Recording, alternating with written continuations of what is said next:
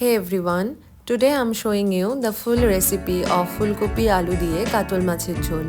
উইন্টারে এটা কেই না ভালোবাসে।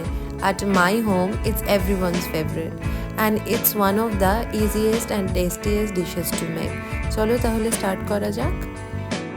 এখানে ভেজিসগুলোকে কেটে রাখা হয়েছে আর মাছটাকেও নুন হলুদে মেখে রাখা হয়েছে।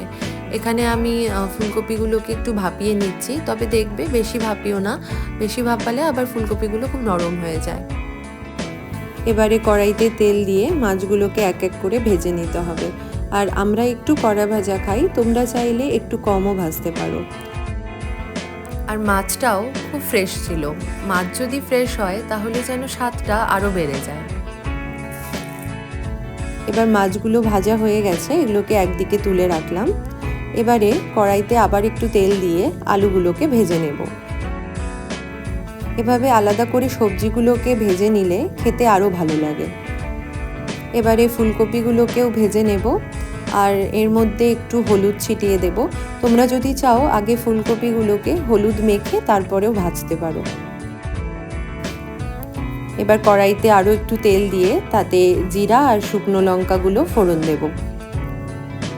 এবারে কেটে রাখা টমেটোগুলোও দিয়ে দিলাম আর লবণ অ্যাড করে দিলাম যাতে টমেটোগুলো সহজেই গলে যায়। কেটে রাখা 3-4টে লঙ্কাও অ্যাড করে দিলাম। এবার এটাকে ভালোভাবে ভেজে নিতে হবে। এবার তাতে হলুদ গুঁড়ো, জিরে গুঁড়ো আর ধনে গুঁড়ো অ্যাড করে দিতে হবে আর তারপরে ভালো করে কষিয়ে নিতে হবে যতক্ষণ না তেলটা আলাদা হয়ে যাচ্ছে। এবার দেখো মশলাটাও ভালো কষানো হয়ে গেছে আর তেলও ছাড়তে শুরু করেছে।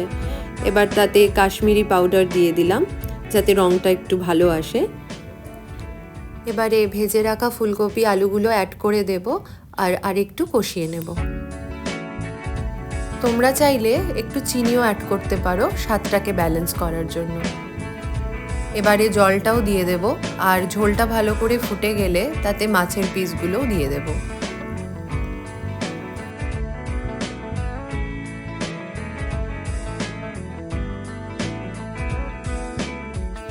ঝোলটা ভালো মতো জাল হয়ে গেলে তাতে গরম মশলা গুঁড়ো মিশিয়ে খানিকক্ষণ রেখে নামিয়ে নেব। ব্যাস, তাহলেই রেডি ফুলকপি আলু দিয়ে কাতল মাছের ঝোল। এবার এটাকে গরম গরম ভাতের সাথে সার্ভ করে ফেলো। আর যারা এই উইন্টারে এখনো এটা বানিয়ে খাওনি তারাও জলদি বানিয়ে ফেলো। Hope you like the video. I will come up with more videos like this. Do like, share and comment. Thank you. Bye.